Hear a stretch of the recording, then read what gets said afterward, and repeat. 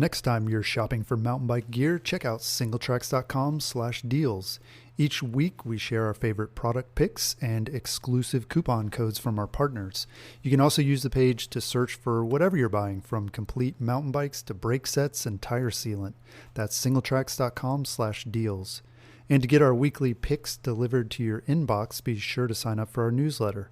Links to the newsletter and deals page are in the show notes. Hey everybody, welcome to the Single Tracks podcast. My name is Jeff, and today my guest is Dee Tidwell. Dee is a professional coach and the founder of Train to Ride, which provides cycling-specific training programs and plans for mountain biking, road, gravel, and moto riding. He's also a two-time Big Mountain Enduro Masters champ and has worked with countless professional athletes, including members of the Yeti Fox Factory professional EWS race team. Thanks for joining us, Dee. Thank you, Jeff. Stoked to be here. Yeah. Well, tell us how you got into coaching. Well, so I've been in fitness for approximately 30 years now, which, may give you a little insight into my age, but I won't tell you. You started when you were 0, so you're 30. Yeah. Well, I told people last week I just had my 35th dyslexic birthday. So anyway, I was a mountain biker from day one because really, I started riding when riding kind of started, right back in the late 80s there. So I quickly found out in road cycling that I wasn't going to be a very good road cyclist because I carried a lot of muscle mass, because I trained hard in the gym, but I loved to ride. And so my first couple of cross-country races, I just got torched on the uphills, but I did the opposite on the downhills. And so I found myself getting stuck behind a lot of slow people going downhill, but then obviously me being a slow person coming uphill. So downhill was kind of up and coming with Tomac and Missy Jovi and the whole crew back then. And so I started downhill racing because... Yeah. And so through the years, that's the fun part. That's the only reason to go up, isn't it? Hello. Yeah, exactly. So whether it's fast on BMX or road or mountain bike, whatever, that was my gig, and still is to this day, actually. And so over the years, through working through the fitness industry, for example, I started working with Missy Jovi back in like 98, 99. And that kind of started my coaching career in cycling. Back then was working with her.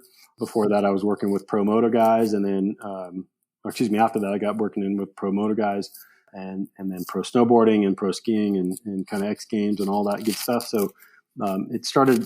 What I found myself in, which was very unique, I think, for a professional like myself, is I found myself luckily at the front of these trends and being able to sort of shape and be part of the evolution of training in these sports, right? Missy was ahead of her time because she was always thinking about training, some kind of like Tomac was, and I think Tinker was as well. And when I went into moto, I was kind of like one of a few guys, just like with mountain biking, where there's only a few of us on tour who are actually working with pro riders. And same in the snow, and then same with PGA Tour players. So it was really cool to just kind of evolve in the beginning of things, and then now watch it now, and it's this bigger thing now all across all these platforms, sports platforms, which is pretty cool. Yeah. So back in those early days, where people they were just fast, like they didn't really think about why they were fast or how they were fast. They were just kind of had figured it out on their own, and they weren't necessarily working with coaches. Or is that sort of what you found early on in those sports? Yes. Let's face it, especially for cycling, there's definitely a DNA model, right? If you look at some of the most successful cyclists in the world and in history, they have a certain DNA pattern that they've been born with, right? Especially from a cardiorespiratory system, et cetera. So I think they were able to, in all of these sports and most sports, get away with their talent, right? Not necessarily having or using talent magnifiers like training specifically or inclusively or whatever, right? They were just terrific athletes who tapped into exactly what they were made to do. Interesting. So yeah, I would say that. Now we get to see the best of both worlds, which is why we see a constant evolution, particularly in the mountain bike sport, even in moto too. I mean, some of the things that those guys are doing in moto is just insane. But so yes, I would agree with that. Yeah, cool. So yeah, you've been coaching for 30 years. And obviously over that time, you've kind of developed various different programs. And the big one that I saw on your website that makes a lot of sense to me, and I don't know that I had seen it before, is something that you call the performance pyramid. Can you tell us a little bit about what that is, like how it came about and how it basically works? Absolutely. So I would say that I learned it from Paul Chek, who I was studying under at the time in the early 2000s, where if you think of pyramid and you break it into 4 sections, the base of the pyramid is essentially your ability to move well, which is joint mobility, muscle flexibility, overall stability. And I throw kind of breathing mechanics in there a little bit. Okay. Because that involves the rib cage and the diaphragm and the entire spine to go along with it. Mm-hmm. So that foundation, right, in order to create a nice, strong pyramid, that foundation needs to be wide, right? Mm. If you have a narrow base, you have a tall pyramid, but it can easily topple over. Mm. That makes sense, right? So we want a nice, wide base. And that nice, wide base is your ability to move to the best of your ability as an athlete. Okay. And it doesn't matter what sport. Okay, so I apply these techniques to all people that I work with. It doesn't matter if it's cycling or not, because it's how human movement works. Mm. You want to optimize everybody's ability to move. Right. And that's basically what I see myself as a coach, as it relates to my job is to make somebody move better. When they move better, and we'll talk a little bit later, but they're more efficient, they save energy, they can express a lot of energy, they can get to their truth strength, etc. Mm-hmm. So when you have that nice wide base, you start with phase 1, mobility, flexibility, stability, and posture. You can then go to phase 2, which is essentially muscle growth or development. Okay. Or hypertrophy is another way to put it.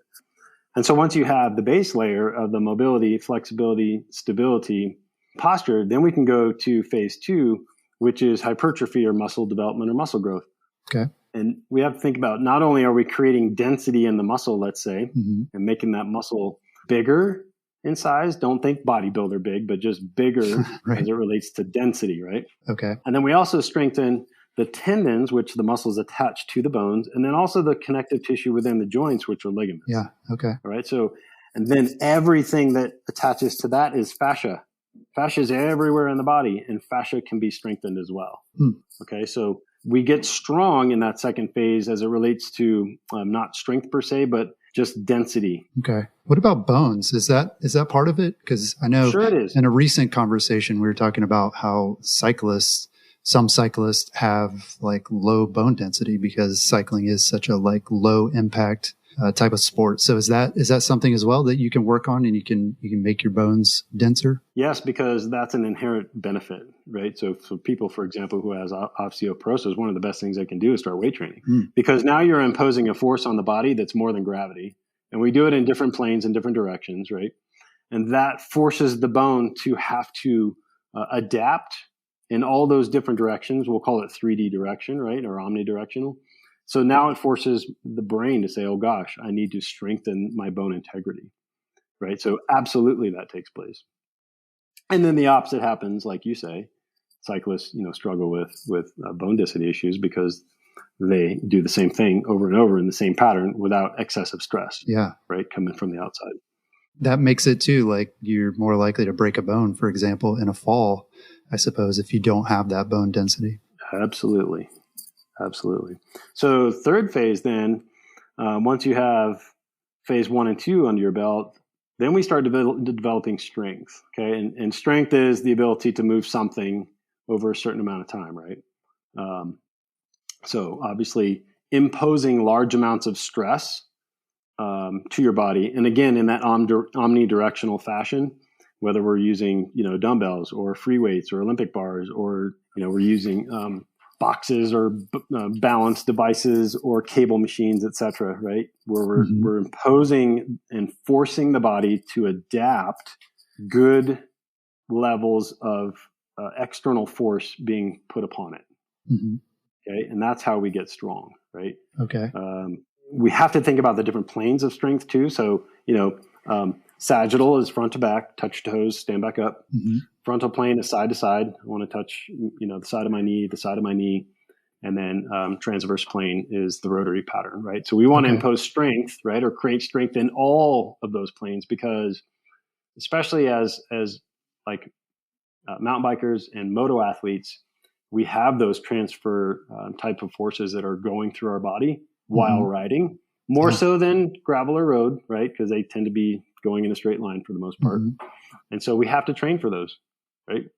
And so that strength comes in play in what I call strength endurance, or the ability to be strong for a long period of time, particularly on mountain biking, moto, and now gravel, really. I mean, because you have to, your body has to regulate micro bumps of different sources and sizes, which are very similar compared to, say, mountain biking, where we're going through different sizes all the time, right? Yeah. That involves a certain amount of strength.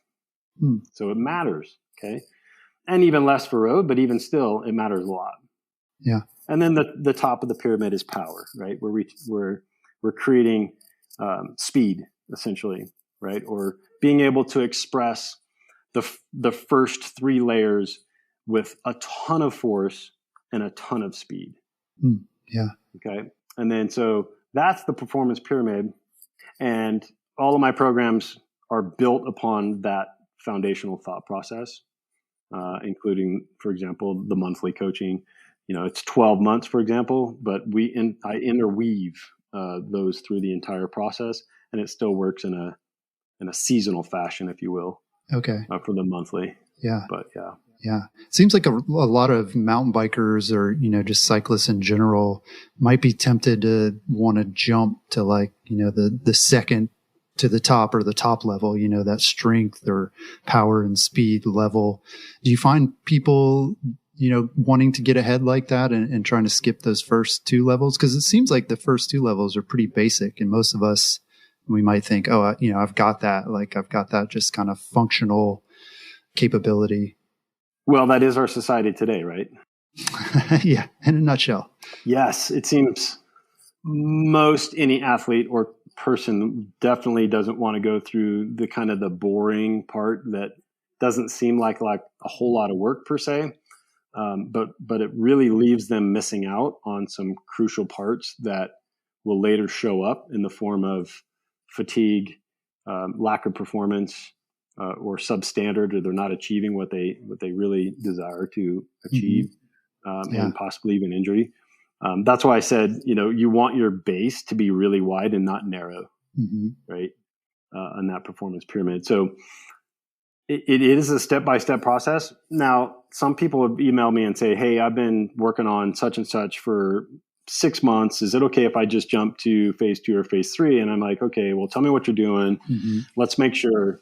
And then, I can say yes or no. Some people have asked me that question for sure. But you have to, no matter if, like, I'll have people that buy a program 2 or 3 years ago, or bought a program 2 or 3 years ago, and they'll do it each year because it works and they keep getting better. And they've asked me, do I need to do phase 1 and phase 2, even though I've done it 2 years prior or 3 years prior? I say, yes, you have to, because lots have happened from the time that you ended that 6-month program, let's say, gone through your season, taken a bit of an off season, and now you're starting again. There's a lot of stuff that you've got injured. There's been different stresses that have been applied. I mean, COVID, for gosh, all kinds of stuff that's taken place. So yes, you have to, because your body changes, it develops, it ages, for gosh sakes, right? So yes, I highly recommend that you always do the lower levels, if you will, before going to the next. Yeah, that's good advice. And it almost seems like something that a lot of people could benefit from, even non-athletes. It sounds like really, almost like physical therapy, like where you're making sure that your body is moving the way it's supposed to move. And I don't know, I just think of like my 80-year-old neighbors, like this is the kind of thing that even for them, like that's really important, being able to still move and walk and do all those things without, causing further injury, and just making sure your body is ready to take on that new level of strength and fitness. Yeah. And that's perfectly said. You're totally right. And I really don't need to add to it. I mean, I could, but no. I mean, no, you're absolutely right. That's the way I treat everybody that comes in here. We start with evaluation. I build a program based off of that and some other things. And it usually always starts with the corrective first two phases. Yeah. Well, I noticed one of the programs you offer is specific to electric mountain bike riding and racing. I'm curious to know how that's different from more traditional mountain bike training. Well, first, I think we have to acknowledge that mountain bike training is way different than road training, right? And our industry has built itself on I'll say mountain biking industry has built itself over the last couple of decades on, I've got to get my road training in order to ride myself into shape, right? Yeah. And that probably worked for XC. I mean, when cross country riding was sort of the dominant form of racing, I bet that made sense. But right, in the years since, that's just one part of mountain biking.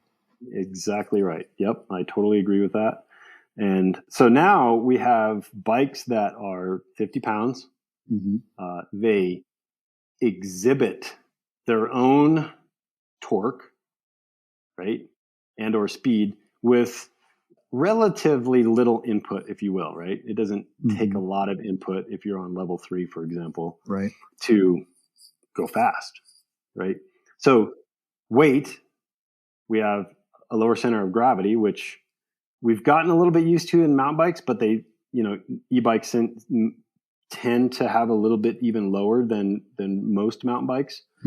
And they tend to be a smidge longer, perhaps even, I think, on average. I'm going to just kind of throw it out there. Yeah, that sounds right. So those two things, one of my hashtags is hashtag uphilling, right? Now we have this whole capability of uphilling, which is a different skill set than downhilling, because now we're working and trying to choose lines going uphill because we can. Whereas before, we weren't working as it relates to pedaling and really using our upper body, for example, as much as we do. And so now we have this bigger combination, this more dynamic ability to go fast uphill, which is really cool. Yeah. And it changes things a lot, because now, downhilling, there's a lot of hip engagement. There's a lot of leg work. We still have a lot of upper body work, but going uphill, there's more upper body work involved in mountain biking, because we have to get up and over water bars. We have to get up and over features and rocks and you name it, right? And we use that force that comes from our hands through our body to our legs to create this, right? So now we have a 50-pound mountain bike we're going uphill on that we have to be able to tame with skills, right? And if you don't think that involves some strength and some stability, and good breathing mechanics, that's not true, right? Right. And then the ability to you actually, if anybody's been on an e-bike, the first thing, people think about is, oh gosh, that's quick, right? And there's a little bit of a reaction where they get thrown back a little bit, or they're not used to being on a bicycle, having to deal with I'll call it a G-force, but it's not really a G-force. You know what I'm saying? It's like you're getting thrown back into the seat of your car from a G-force from acceleration, but there's an acceleration factor that your body has to, and your brain has to work through to understand how to modify and use too. So there is, for me, in my programs there, it's more about those things than it is actually, I don't know, maybe an average road riding thought would be, I want to get my VO2 max up, or I want to be able to exert more wattage, whatever, right? So those are fine and good. But for the most part, when you're riding an e-bike, I think those few thoughts are really what's kind of makes it different. Yeah. And then you throw the downhill in there, and you've got to move around a 50-pound downhill rig now. Yeah. Well, there's definitely, especially for folks who haven't tried an e-bike yet, there's this thought that the bike does a lot of the work for you. And, I've tested several e-bikes recently, and, I'm maxing out my heart rate on a lot of the climbs. And, the thing you were mentioning about, like, sort of how you balance on the bike and how you need to lean forward more in the climbs, like, that's something that I've totally noticed you have to do differently, you're riding things that are so steep that you wouldn't normally even attempt on a normal bike. And so, it's a different posture is required. It's a whole different, just way of approaching the climbs. And then On the descents, for sure. Yeah, it's a heavier bike. I mean, for me, it feels a lot more like downhill than enduro or any of those other sort of disciplines that maybe people are more familiar with. Yeah, I would agree with you on that. I haven't gotten to race one yet, but I'm definitely looking forward to both riding or having one and racing too. Yeah, definitely. Because if I can take the sucky part out, which for me, going uphill, I just don't want to do it anymore. But you know what I mean? Right. So now it's going to be fun again. Right. Until you start challenging yourself, because you're like, well, the normal trails are kind of boring on an e-bike because, I can climb those on my regular bike. I need to find some even steeper and, even rockier and even longer. Yeah. So, right. Even longer. Exactly. Yeah. I can do 2 or 3 laps on that downhill trail instead of 1. Yeah, exactly. Well, speaking of time and timing, part of the pitch is that your programs don't require hours of cardio or expensive equipment.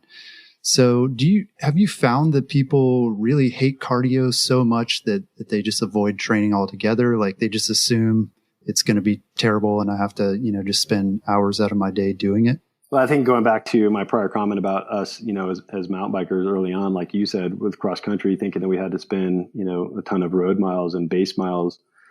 I think, we still have that as our normal thought process as riders, right? Mm-hmm. But my approach is that if a mountain biker or a cyclist in general is looking for a training program, they're probably trying to take their performance to the next level somehow, some way, whether it's an event or to beat their buddies or a race or whatever, right? So to me, those people already have this really good foundation of fitness, right? We're not dealing with, we are now because of COVID, we're dealing with a whole bunch of beginner cyclists or, cyclists that haven't ridden their mountain bikes for, I don't know about you, but I was amazed at how many 1990s mountain bikes I saw during COVID. It was impressive. It was awesome. Yeah, it was like a museum out at the trails. Right? It totally was. Sketchy. Yeah. Oh my gosh. But so my assumption is that there is an adequate base for cardio for mountain bikers, right? In particular. And so from that, what most people are dealing with as it relates to not achieving maybe what they want to do or wanting to go to the next level is back to their biomechanical stuff with the performance pyramid, right? So, their whole posterior chain is tight, their core is weak, their glutes are turned off, their posture is poor because, they sit at a desk all day, let's say, or, which is now at home or whatever, it doesn't matter. But so the influence of the home office or the office as it relates to posture, right? And what that does to the equation, that kind of stuff can be fixed and changed in the gym. It can't be fixed and changed on a bike because that's really the seated workplace is really nothing. It's not much different than a cycling position, right? So the last thing you want to do and this is on average, the average commute's about 30 minutes is to get up, eat sitting down, get in your car for 30 minutes, go sit at work for, 8 hours, sit in your car coming home for 30 minutes, eat again for 30 minutes or whatever it takes, and then watch television for, an average 2 to 3 hours, which they say is what the average American at least watches television. Yeah. And then try to throw on performance on a bike that does the same thing. Right. It doesn't make any sense. Right. So yeah, I come from that kind of mindset. More than the cardio aspect of things, right? And we can do all of this stuff in the performance period without much equipment. Yeah, the basics that you have at home, you can get a lot done with that. And and I build my programs based off of that process too. Okay, well, particularly since COVID, when I did a bunch of free videos during COVID, it's like, okay, let's make stuff up. Let's take inner tubes and tie old grips to it, and now we've got a band, to work with. Let's turn our bike over and use our foot on the brake and pedal for an arm ergometer. I put that one on Pink Bike, I think, actually. But so we get creative, and there's a lot you can do at home that can help not only build your cardio, but make your body more efficient, because that's what it is too, is I want to change the way people think, especially as it relates to, we have our way as mountain bikers. I've pushed this. Mountain bikers need to train differently than road cyclists.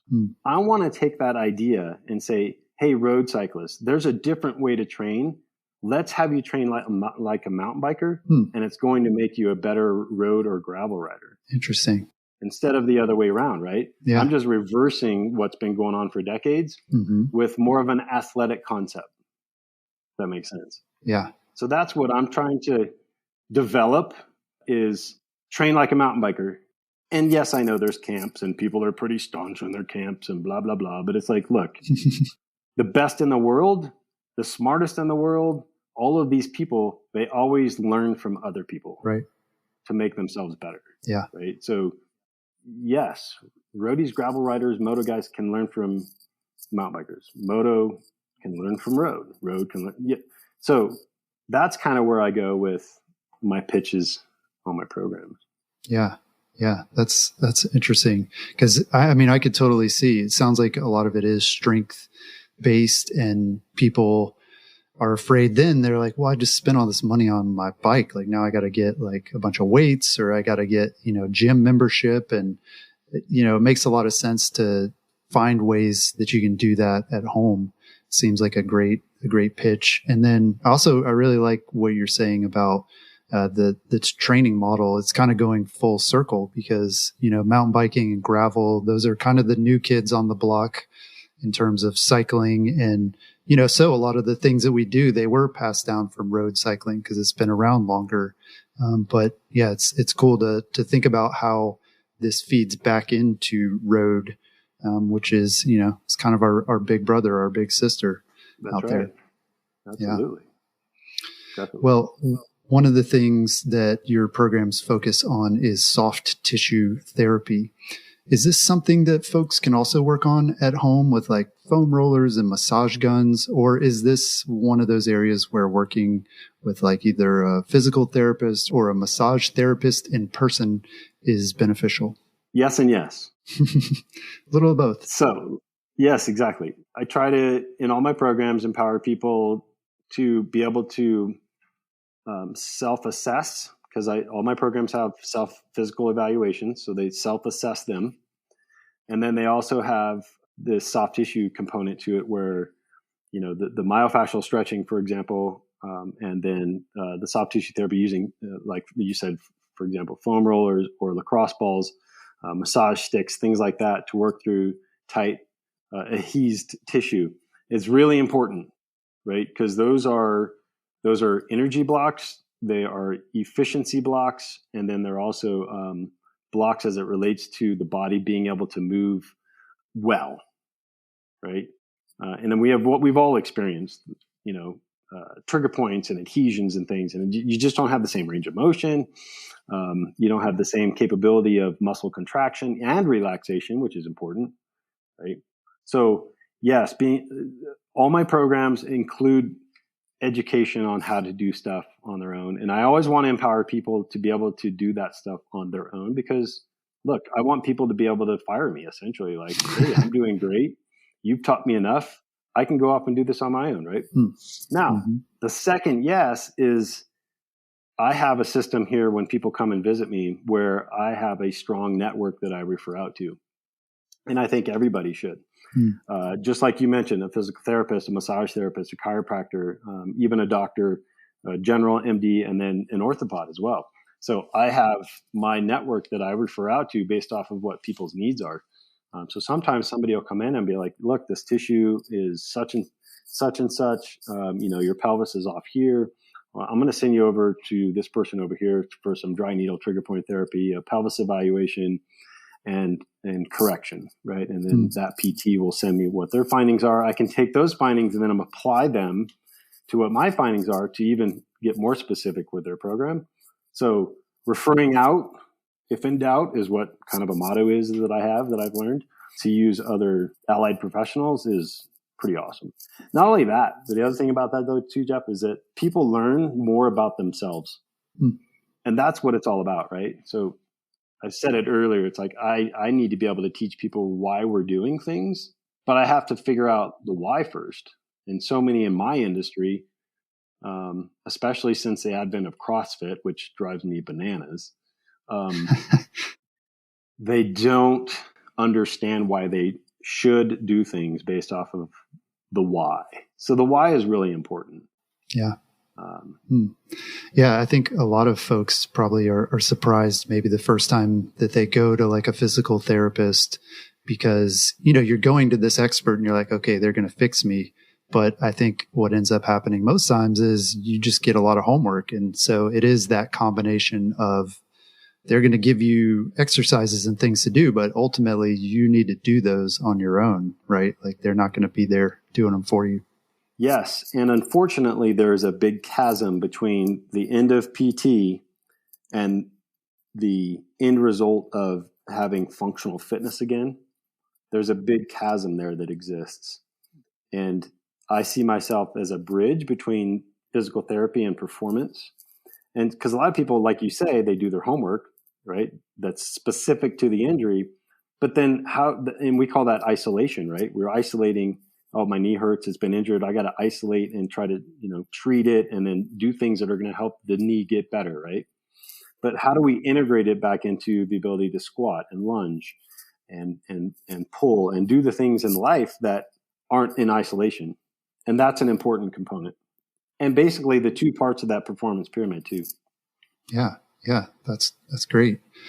Well, have you seen a shift in the mix of your clients over the years between racers and folks who just want to ride to have fun? Yeah, good question. I started Enduro mountain bike training, which is the parent of Train to Ride, over 8 years ago. One, because as an hourly professional, I only make money when I work, and that is hard sometimes, right? Right. So I wanted to make something online that can make me money, mailbox money essentially is what they call it sometimes. And I was working with Yeti, and I'm still a Yeti ambassador after it's been 10 years, I think. So I'm fortunate and grateful to still be working with such a great brand. But so I was working with a Yeti, and they were at that time, I just missed working with Richie because we were actually talking, and he. Funny thing is he couldn't afford me. Oh no! At that time, because he was just going from downhill, and Yeti just shut off their downhill program, and it was going Enduro. So I was already working on that in the background of my Enduro mountain bike training, because nobody was servicing the Enduro market, which was like 1 or 2 years into itself as an EWS, I think. Yeah. And so I wanted to just step up and just kind of fill that void of, gosh, this enduro racing, this repetitive downhill stuff is, 6 downhill runs and 8 downhill runs in 2 days. That's a lot instead of practice one run and race one run and be done. Right. Yeah. And selfishly, I also wanted to get back to riding and racing again, because it'd been 10 years since I had, but so it was built on, let's work and help this type of racing athlete, or really a gravity athlete. But over the years then, and why I created MTB Strong, which is one of my downloadable programs, was more for the average mountain biker. Okay. Because I wanted to get away from just the strict niche, or the niche of enduro racing, and actually be able to help mountain biking community in general. So that was my first program that way. And then that was a couple years ago. And then I started my membership. And now with Train to Ride, I really, just like we talked about a little bit earlier, I really wanted to take the concepts that I'd created with the mountain bike training and say, this is going to help my other two-wheel athlete friends in gravel and road, and, moto is kind of a given, but that's just me wanting to get back into moto, which is why I included it. But, and so that's when Train to Ride was born, is to really be able to help the weekend warrior, we'll call them, or the average rider of any sport of the 4, to somebody who wants to be a pro. Yeah. So, yeah. Yeah. Is it different what those two different groups are looking for? I mean, obviously, I would assume athletes, right? They want to just be as fast as they can be and they want to win.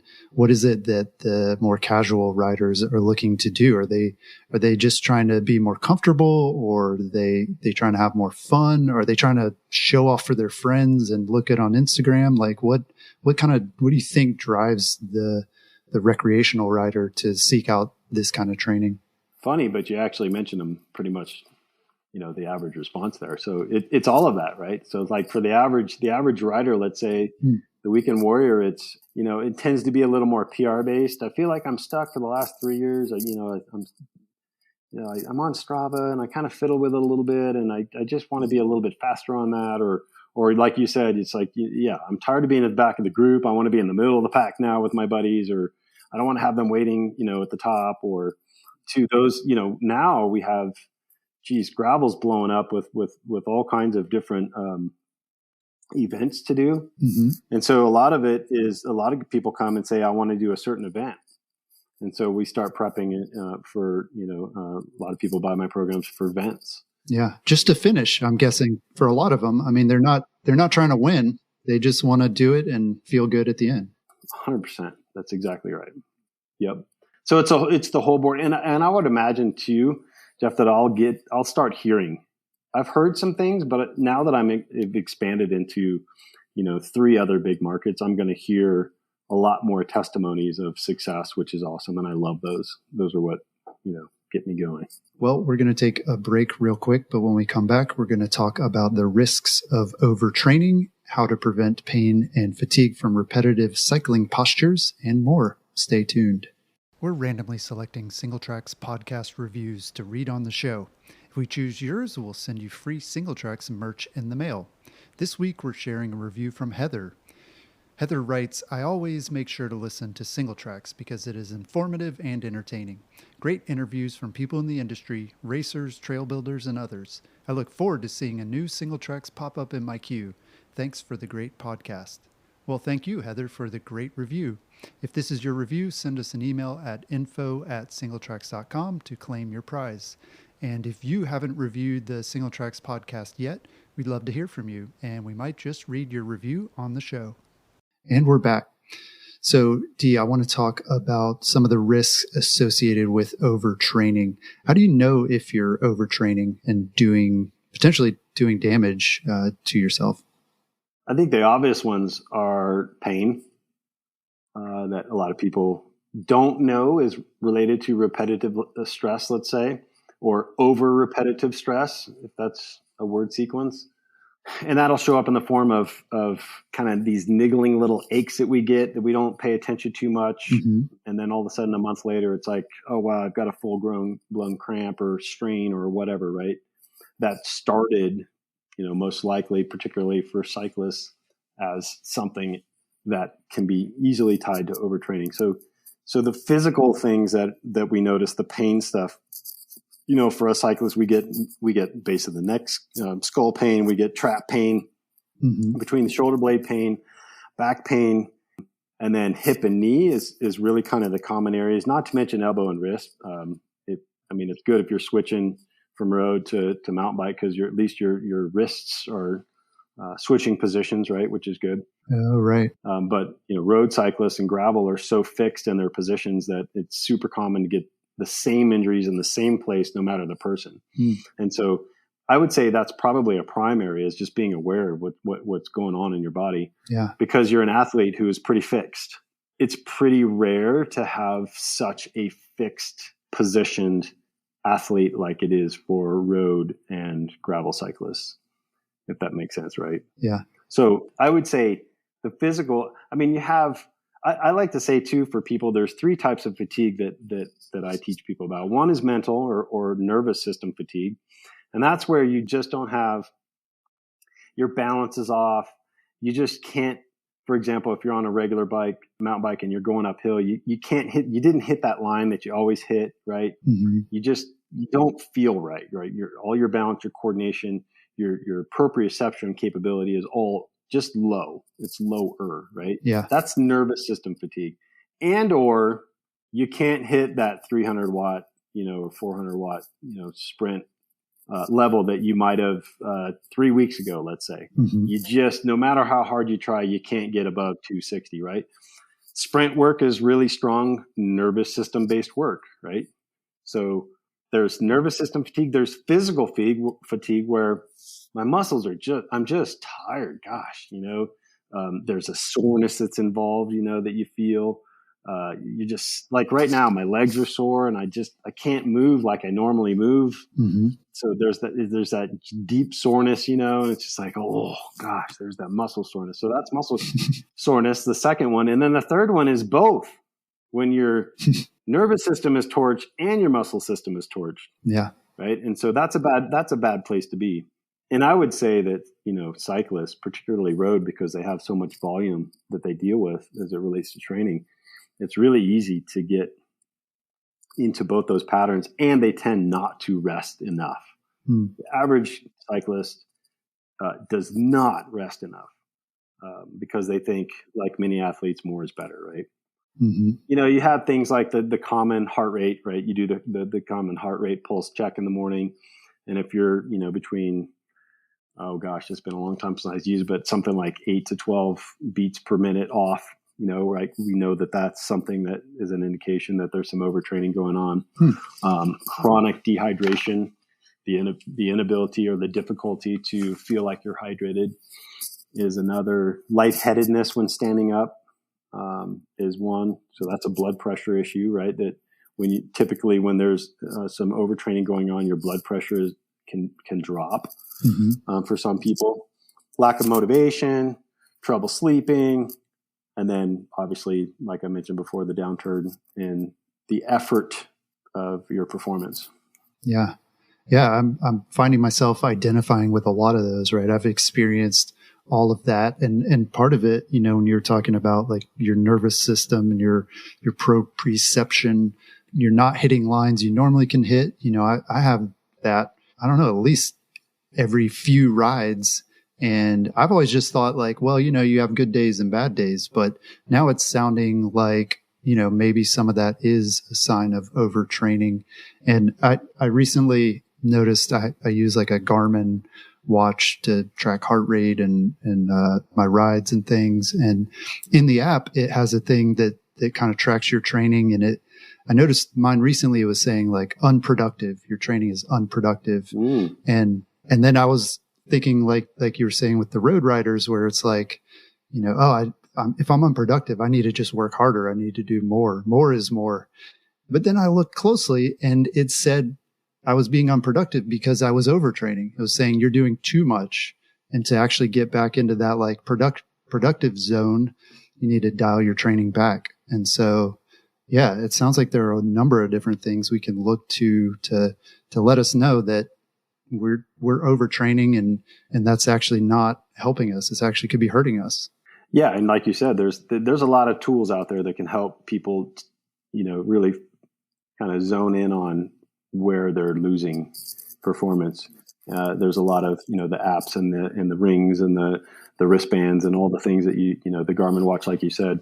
One thing I tell people is usually an undertrained athlete will beat a more skilled overtrained athlete. Interesting. Right. So if you're fresh and you have just a little less skill than your buddy and he's a little better than you, but he's tired, you're probably going to beat him. So if you have a mindset when it relates to training so like most of my programs are blocked out in 3 or 4 work weeks, followed by a week of active recovery. And they're always that way. So that's undulation periodization, right? Where there's periodized and focused rest weeks, or in this case, a week that I mentioned, a rest week to take advantage, let the body absorb those 3 weeks of work. Because you get better, not when you work, you get better when you rest. That's when your body improves. And I don't think very many people know that, actually. Yeah. Yeah. I was just reading a science book with my son, and it was talking about the brain, and it said like that the brain actually does way more work when you're sleeping than when you're awake. And that's when it's like repairing and you're building memories and, all of these things. And yeah, it sounds like the physical body is much the same. So yeah, fascinating. Exactly. Yep. So one of the things obviously you're big on is strength training, and I'm curious to know why full body strength is so important for mountain biking. I think, maybe people who started out in road, or maybe they have more of like a cross country background, tend to focus on like leg strength and just saying, well, we're cyclists and that's how we move. But talk to us a little bit about full body strength and why that's important for mountain biking. Well, one thing that drives me crazy, especially for drop bar riders, is the lack of time spent in the gym as it relates to training. You get your your 4 weeks of strength training, you know, with the leg extensions and the leg curls and the chest press and the lat pull downs, and then you're good to go, quote unquote, right? Yeah. And it's like, wait a minute, like what is wrong with that picture? Which kind of, it's like, I don't know anybody that rides a bike, a normal bike, and never put their hands on the handlebars. Mm-hmm. We put our hands on handlebars, right? So we have 4 points of contact on a bike, right? And we're only concerned about 2 of them. Well, that doesn't make any sense, because I know for a fact that road and gravel riders, obviously because mountain and moto are a given, you need a lot of upper body torque to transfer, you know, into my feet. But it starts with my hands, right? So one thing is if your legs are the engine, then your core and your upper body are the transmission. You can think of it that way, right? They're transmitting forces, right? My core, my glutes, etc., the middle of my body is transferring forces that are being created from my hands and go into my legs, mm-hmm. right? So to not take care of your transmission, yet expect a bigger engine to be put on a stock transmission, that doesn't make any sense, right? If you're going to modify your motor, you've got to modify your transmission, right? And so this is why I want the whole concept of, let's take the mountain bike training idea and provide it to road and gravel cyclists so that they can be stronger, better. Their endurance, again, their efficiency, I've said these things before, all is going to improve, right? Their sprint ability, which is a big thing, right, that we need to have when their standing climbing ability for the drop bar riders. Those are all things that, man, if your upper body is stronger, then you have the ability to increase all of those. Like your wattage can go up by having stronger arms and shoulders, you know? And the other thing too that I just thought about is our head is attached to our shoulders, right, via our spine. Our spine goes down to our sacrum and our hips, which are our ilium, and that's what we sit on. Our spine really needs upper body stability and strength, because off our spine, people don't typically know this, but our rib cage attaches to each vertebrae intimately with fascia and connective tissue like tendons and ligaments, right? So our rib cage actually attaches to every vertebrae of our spine except for the lumbar spine. So that's a big deal. There's a lot of range of motion that happens from the vertebrae to the rib cage, and that's breathing mechanics. Ah, right. Okay. And then the muscles of the head typically attach in that upper kind of shoulder blade area and go up and attach to the head. The front comes down to the clavicles. You have to have strong posterior carriage muscles, which is part of posture, in order to hold your head up in an extended position for long periods of time. Yeah. Right? Yeah. And if you don't think head extension affects your body's ability to breathe, you're wrong. It totally does. Right. And so if you have weaknesses in any of these systems as it relates to anything above your legs, it's going to show up in weakness in some way on your bike in some form. Again, whether it's endurance, strength, power, longevity, aches and pains, fighting off the ability for mountain bikers in particular, but crashing, you know. I've had many people send me emails. I'm so thankful I've been on your program, because I crashed and I think I should have broke something, but I didn't. Actually, as an example of that, there's a picture of me that my mom happened to take during an EWS race, Masters race up in Snowmass about 4 or 5 years ago. And it's off a road drop. And it's a road drop that goes right into a right-hand 90-degree turn. And they were waving me to slow down as I crossed the road to hit the road drop. And I was going so slow, I tried to just kind of bunny hop over it, and my chain ring hit the top of the ledge. Yeah. And the picture is of me sideways falling into this hole where the trail went. And so the guy that they were slowing me down for ended up breaking his rib, his collarbone, no, 2 ribs, his collarbone, and he punctured a lung. Also, ironically, my dad was at the bottom and saw that, because I was there. Oh, wow. And so when I crashed, I broke nothing. Hmm. And I broke my seat, my titanium seat. I finished the race, which was good, but Wow. I didn't break anything.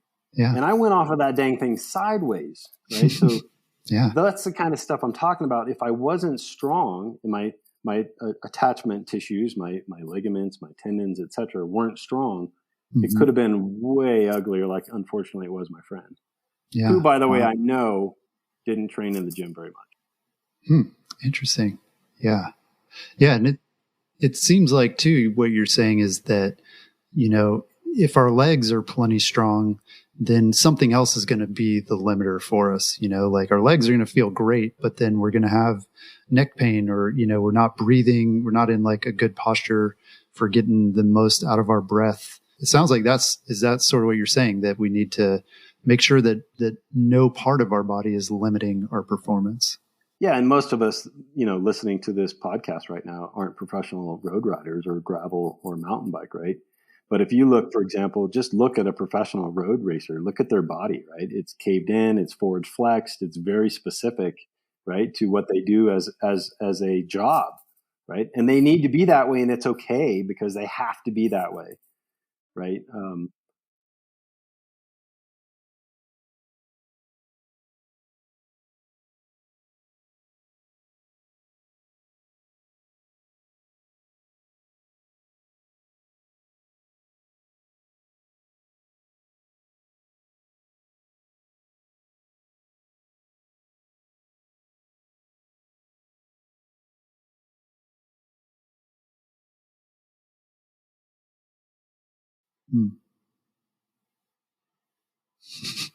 The answer is yes.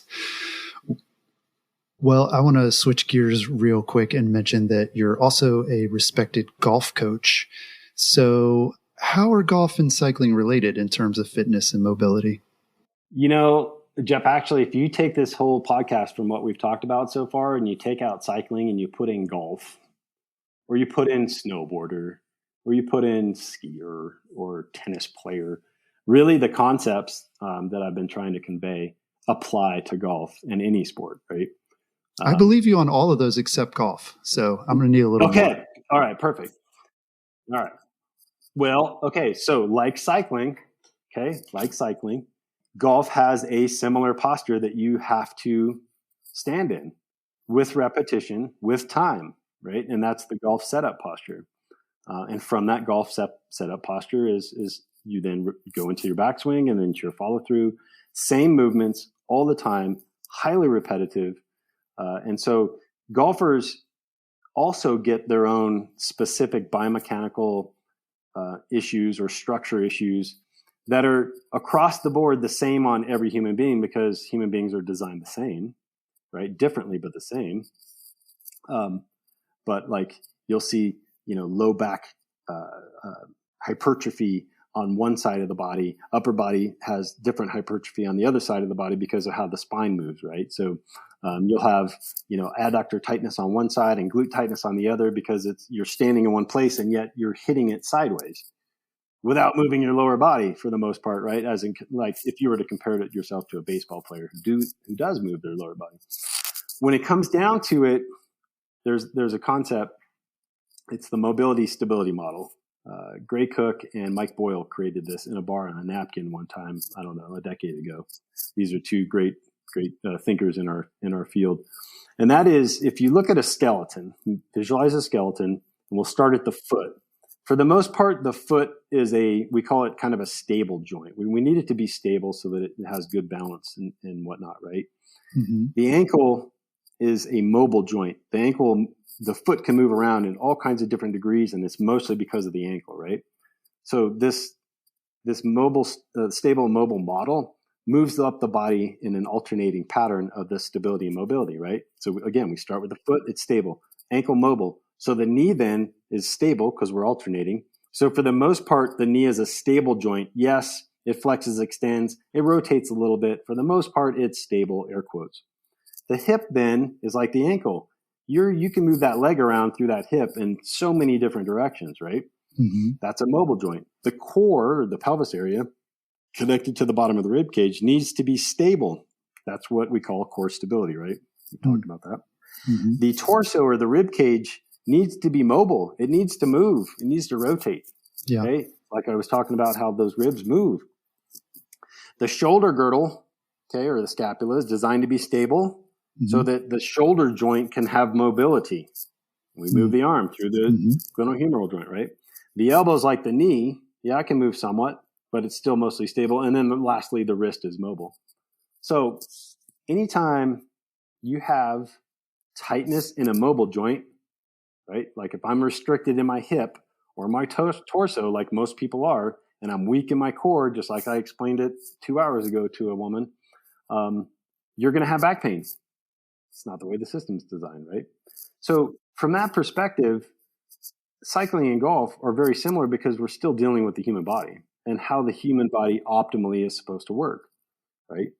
For both golf and for riding, our ribs need to be able to move more dynamically in the golf swing, more statically in cycling, because we have forces that rib cage is dealing with that are still rotational in nature, right? If you lean into a corner in a mountain bike, you can't tell me that your down left hand isn't in a way different position as it relates to incurring force and stress through the body into that opposite side right foot that's on the pedal.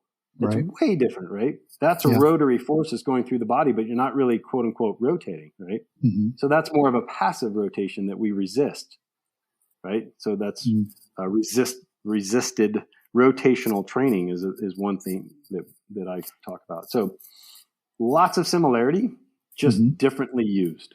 Right.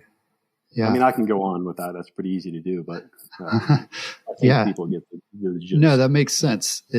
They're, really what you're doing is you're talking about our biomechanics and figuring out how to build that strength and that fitness, no matter what it is we're trying to do. And I mean, I think golf is fascinating because it seems to me, someone who's never really played golf, it seems like that requires this sort of like level of precision and repeatability, maybe that we don't see in mountain biking. It's like a different goal, but you're using kind of the same concepts to get there and to make sure that you can do that over and over again. Totally. That's exactly right. I explained that exact same thing that you just did to somebody yesterday who I was working with. Yeah. Interesting. Well, then is it true that mountain biking is the new golf? Do you see many like crossover people that are maybe moving from one sport to the other, or are there any golfers who also mountain bike? There are actually. I've had a number of my golfers who have said, "Oh gosh, I didn't know that you did mountain biking, but I looked at the bottom of your email and there was a mountain biking link, so I clicked on it." And same thing, right? So the opposite, go in the opposite direction. So I probably have a handful of golfers who mountain bike, and I have a bigger handful of mountain bikers who golf. So yes, it's interesting. Yeah. And by the way, they both say that both improve, even though they think they're training for one versus the other. Wow. But that's my secret. I train the same. Yeah. Which is based off of what their body does. And are there any, I feel like there should be courses where like instead of golf carts, you're on bikes and you have your like, little golf bag on a bike.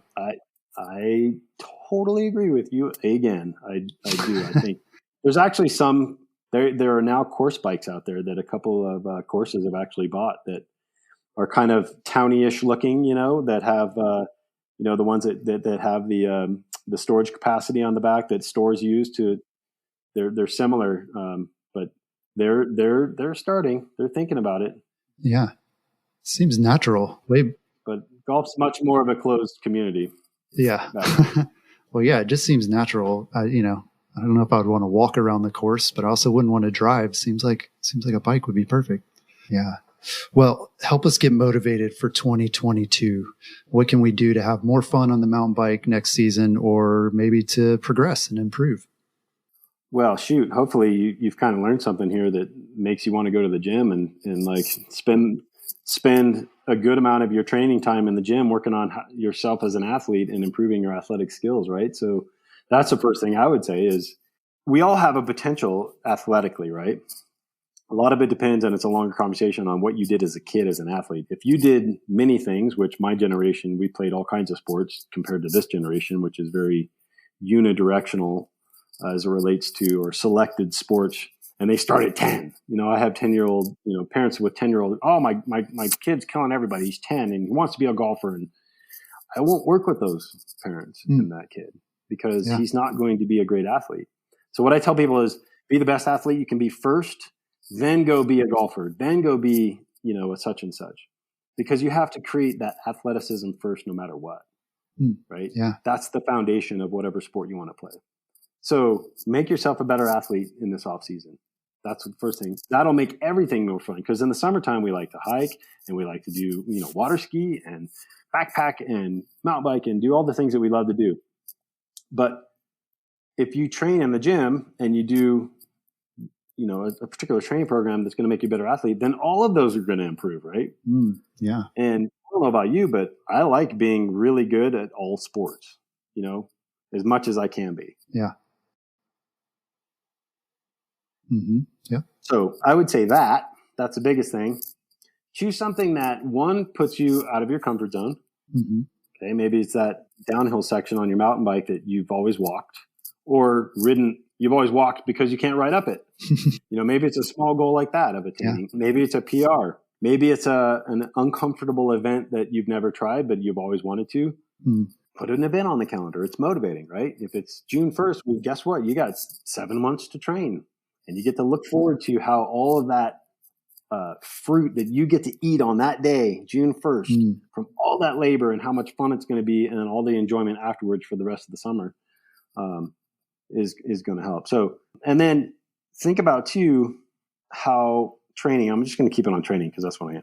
Think about how the training is going to help you feel better overall too, right? We're pretty stressed out right now, from all the crap that's going on in life across the board. So when you train, whether it's, on your bike or in the gym, it's your body's way of expressing or eliminating stress, right? That builds up. That's mental stress from all the things that we're having to deal with that we haven't had to deal with before in most of our lives, actually. So think of it that way too. Living a less stressful life, being more relaxed. I'm a Christian. I would always say, work on your spiritual life, right? That's always going to help you be happier, right? And to go into 2022 with a better attitude, because you have a better view or understanding of what's going on in the world. And you don't have to be so focused on all the garbly goop that everybody's talking about that is so pessimistic and so dark, right? Like, we have pretty good lives, even though there's a whole bunch of darkness around us, right? So focusing on the positivity of life helps as well. So eating clean makes you feel better. Doing things that make you feel better. Make 2022 the year, because a lot of us have gotten stuck in ruts with COVID, right? Yeah. Being inside and having to wear a stupid mask, which, oh gosh, geez. So doing things that you were doing before that you haven't been doing, I would also encourage you to do in 2022. Getting back to your normal lifestyle habits and patterns without fear. Let fear be, the thing that leads you and guides you, because you're taking risks, having fun, not living a normal life because of what people are telling you to do and what you should be afraid of. Yeah. That's great. That's all excellent advice. And I love how it's, it's holistic. I mean, it's not just about, the physical, and it's not just about the spiritual and the mental. I mean, it's all of those things, and we can take control of that and have an awesome 2022. Well, Dee, thanks so much for taking the time to talk to us. I know I learned a ton, and I'm sure our listeners have as well. So thank you. Thank you, Jeff. It's been awesome. I hope everybody does have a great 2022, and Merry Christmas. Yeah, thank you. Well, you can find more information about Dee and learn about the training programs that we talked about here at traintoride.com. That's all we've got this week. We'll talk to you again next week.